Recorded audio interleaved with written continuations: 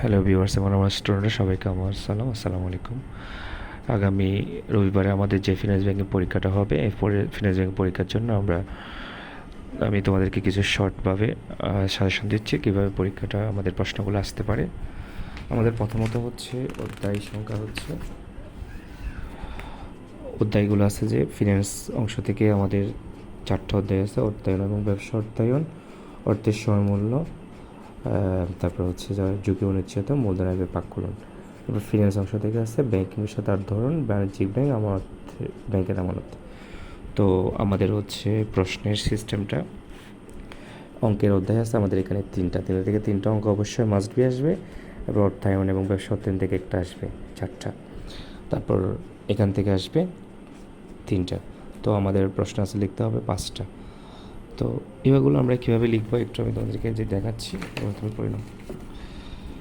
এটা হচ্ছে আমাদের এই ফিনান্স ব্যাংকিংয়ের পার্টগুলো কীভাবে আসবে। প্রথমে আমাদের ফিনান্সের অংশ আসবে ক বিভাগ, এবং খ বিভাগ হচ্ছে যে আমাদের ব্যাংকিংয়ের অংশ আসবে। তো ফিনান্সের অংশ থেকে 2টি, ব্যাংকিং অংশ থেকে 2টি, টোটাল 4টি, মোট 5টি করতে পারবো। অর্থাৎ যে কোনো অংশ থেকে আমি চাইলে এখানে 3টি করতে পারবো, দেন পরেরটা থেকে 2টা, 5টা মেলাবো। সংক্ষিপ্ত প্রশ্ন আসবে আমাদের হচ্ছে 10টি। এখানে ফিনান্স অংশ থেকে 4টি লিখতে হবে, ব্যাংকিং অংশ থেকে 4টি, টোটাল 8টি, আর 2টা যে কোনো থেকে অংশ থেকে মিলাতে পারবো 10টি। তো এখানে 20 নম্বর। তো আমরা চাইলে এখানে অঙ্কগুলো পারলে যদি অঙ্কগুলো যদি প্র্যাকটিস করে আমাদের যদি পারা থাকে, তাহলে অঙ্ক থেকে আমরা 3টা করে ফেলতে পারবো। 3টা যদি করি তাহলে আরেকটা ফিনান্স অংশের প্রথম এই যে অধ্যায় থেকে আসতে পারে, ওখান থেকে একটা করব, তাহলে 4টা হয়ে যাবে। ব্যাংকিং অংশ থেকে 2টা করলে হয়ে যাবে, একটা করলে হয়ে যাবে। ওখান থেকে আমরা ফিনান্স থেকে 3টা করব, এখান থেকে 2টা করব, 5টা হয়ে যাবে। অঙ্ক থেকে 2টা করব, এবং হচ্ছে প্রথম অধ্যায় থেকে করব একটা।